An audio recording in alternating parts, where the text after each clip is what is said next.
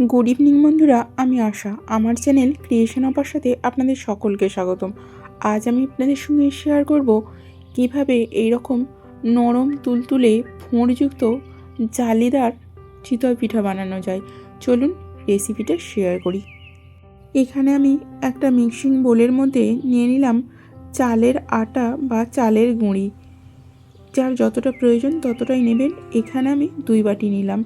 এরপরে দিয়ে দিলাম পরিমিত লবণ। এরপরে দিয়ে দেব গরম জল।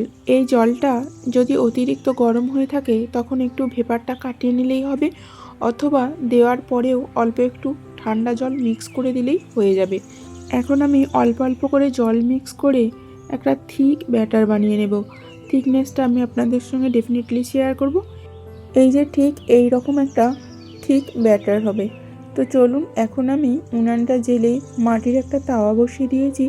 তাওয়াটা অবশ্যই খুব ভালোভাবে গরম হতে হবে। এরপর এই রকম একটা হাতায় করে ব্যাটারটা নিয়ে আমি তাওয়ার মধ্যে দিয়ে দেব। এখানে উনানের আঁচটা একই রকমভাবে পেলে তাহলে অনেক সুন্দরভাবে ফুলে উঠবে। আর একটা বিষয়, ব্যাটারটা যত ভালোভাবে গোলানো যাবে, যতটা এয়ার বাবলস ওই ব্যাটারের মধ্যে অ্যাড হবে, জালি বা ফোঁড় ততটাই ভালো হবে। তো দেখুন, আমার এখন পিঠাটা হয়ে গেছে। কতটা সুন্দরভাবে ফুলে উঠেছে আর সাইজটাও বেশ সুন্দর, বেশ গোল হয়েছে। তো এইভাবে সমস্ত পিঠাগুলো এখন আমি বানিয়ে নিয়েছি। এই দেখুন, পিঠাগুলো আমার এখন কমপ্লিট। আপনাদের দেখিয়ে দিচ্ছি কতটা নরম, কতটা জালিদার, কতটা ফোঁড়যুক্ত হয়েছে।